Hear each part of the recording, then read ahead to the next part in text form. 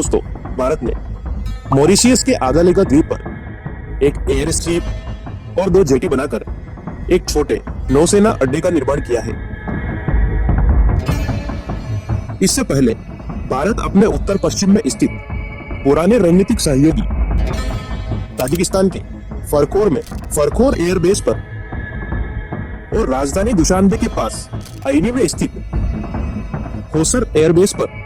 Indian air force की तैनाती करता आया है। दूसरी ओर भूटान के हाजोंग में इंडियन मिलिट्री ट्रेनिंग फैसिलिटी और भूटान के पड़ोसी नेपाल के सोरखेत में स्थित एयरबेस पर भारत अपनी मौजूदगी रखता है। इसके अलावा अरब सागर के दूसरे छोर पर स्थित ओमान और हिंद महासागरीय देशों मेडागास्कर, मॉरिशियस और सेशल्स में भारत ने लिसनिंग स्टेशंस बनाए हैं। दोस्तों, एक तरफ भारत मलक्का जल संधि जैसी रणनीतिक लोकेशन पर स्थित सिंगापुर के चांगी नेवल बेस पर नौसेना रखता है, वहीं दूसरी ओर ओमान की खाड़ी के किनारे स्थित ओमान की राजधानी मस्कट के नौसेना अड्डों पर भी नौसेना की तैनाती करता है।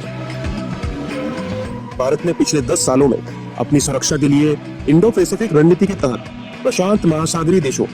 जापान, दक्षिणी कोरिया और सिंगापुर को मिलाकर यूएसए, ऑस्ट्रेलिया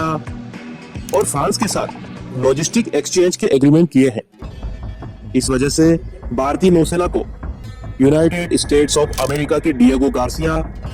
फ्रांस के रियूनियन द्वीपों और मोस्ट इंपोर्टेंट लाल सागर के किनारे पर स्थित जिबूती नामक देश के आर्मी और नेवी बेसेस का लिमिटेड एक्सेस मिला हुआ है।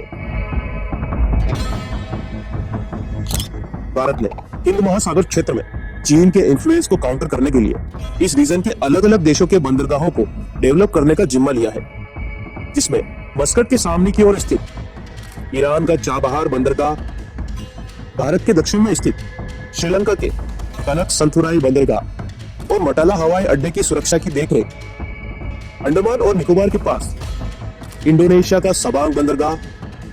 म्यांमार का सिटवे बंदरगाह और बांग्लादेश के खुल्ला में स्थित मोंगला बंदरगाह प्रमुख है। दोस्तों, इन महत्वपूर्ण रणनीतिक स्थानों पर भारतीय रक्षा एजेंसियों की उपस्थिति से भारत को जियोपॉलिटिकल एडवांटेज के साथ साथ हिंद महासागर क्षेत्र में पायरेसी यानी समुद्री डकैती को रोकने में सहायता मिलती है।